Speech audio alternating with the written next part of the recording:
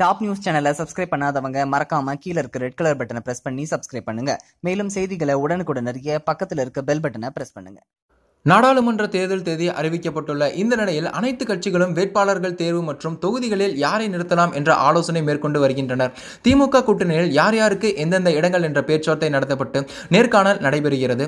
இந்த நிலையில் நேற்று செய்தியாளர்களை சந்தித்த காங்கிரஸ் கட்சியின் மாநில தலைவர் KS அழகிரி கூறியதாவது, தமிழகத்தில் இருக்கும் ஒவ்வொரு தொகுதியிலும் வாக்காளர்களுக்கு பட்டுவாடா செய்வதற்காக அதிமுக பாஜக கூட்டணி சார்பில் தொகுதிக்கு ரூபாய் 50 கோடி அளவில் பதுக்கப்பட்டிருப்பதாக குற்றம் சாட்டினார். காங்கிரஸ் திமுக கூட்டணி கட்சிகளின் தேர்தல் பிரச்சார தொடக்க விழா பொதுக்கூட்டம் கன்னியாகுமரி மாவட்டம் நாகர்கோவிலில் இன்று நடைபெற உள்ளது. இந்த கூட்டத்தில் காங்கிரஸ் கட்சியின் தலைவர் ராகுல் காந்தி, திமுக தலைவர் ஸ்டாலின் உள்ளிட்ட அனைத்து கூட்டணி கட்சி தலைவர்களும் பங்கேற்க இருக்கின்றனர்.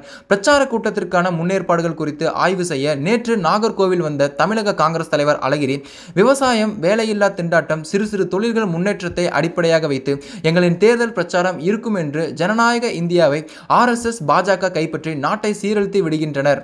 ரிசர்வ் வங்கி, CBI நீதிமன்றம் போன்ற அனைத்திலும் அரசியல் அதிகாரத்தை செலுத்திய பாஜக தேர்தல் ஆணையத்திலும் தலையிட்டு வருகிறது.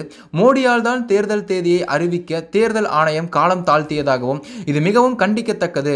தமிழகத்தில் தேர்தலுக்காக வீதி வீதியாக வீடு வீடாக பணம் கொடுக்கும் நிலை அதிகரித்து வருகிறது.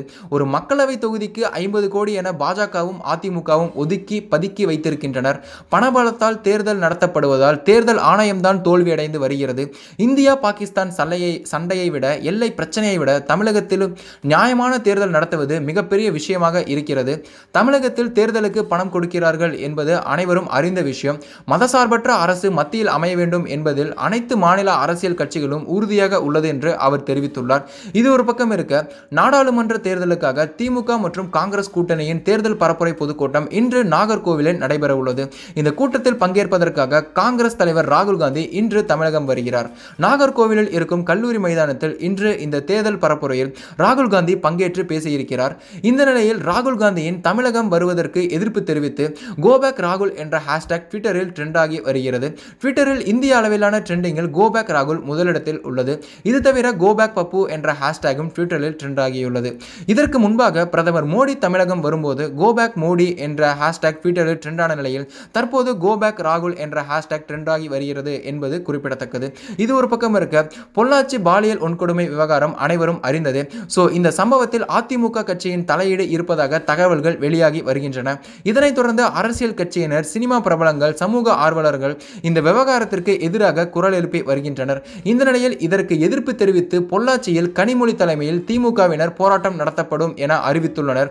இதற்காக கோவை மாவட்ட திமுக நிர்வாகிகள் அனுமதி கோரினர். ஆனால் அவர் தேர்தல் விதிகளை காரணம் காட்டி திமுகவின் போராட்டத்திற்கு அனுமதி வழங்க மறுத்துவிட்டனர். இதன் பிறகு கனிமொழி தலைமையில் பொள்ளாச்சியில் போராட்டம் நடத்தப்பட்டது. அப்போது பேசிய கனிமொழி கூறியதாவது, இத்தனை பெண்களை மிரட்டும் அளவிற்கு அவர்களுக்கு பின் பெரிய நெட்வொர்க் இருந்துள்ளது. அதற்கு பின் அதிமுக தொடர்பு இருப்பதாக தெரிகிறது. இதில் அரசியல் தொடர்பு இருப்பதால் தான் போலீசாரும் விசாரிக்க தயங்குகின்றனர். இது ஊடகங்களுக்கும் தெரியும், மக்களுக்கும் தெரியும். இதில் போலீஸ் யாரையோ காப்பாற்ற முயற்சி செய்கிறது. எங்களுக்கு பொள்ளாச்சியில் போராட அனுமதி மறுத்திருக்கிறார்கள். தேர்தல் என்பது பொய் காரணம்தான். அரசு மக்களை நினைத்து பயப்படுகிறார்கள் என்று அவர் கூறினார். திமுகவினரை விடவும் காவல்துறையினர் அதிக அளவில் இங்கு குவிந்துள்ளனர் என்று அரசை மறைமுகமாக குற்றம் சாட்டினார். திமுக இந்த விஷயத்தில் அரசியல் செய்வதாக சிலர் கூறுகின்றனர். ஆனால் பாதிக்கப்பட்ட பெண்ணின் சகோதரர் கொடுத்த புகாரை கூட திமுக உட்பட அரசியல் கட்சிகள் போராட்டம் அறிவித்த பிறகுதான் பதிவு செய்துள்ளது காவல்துறை. அப்படியானால் பாதிக்கப்பட்ட பெண்களுக்காக அரசியல் செய்தால்தான் தீர்வு கிடைக்கும் என்பது தெரிந்துவிட்டது.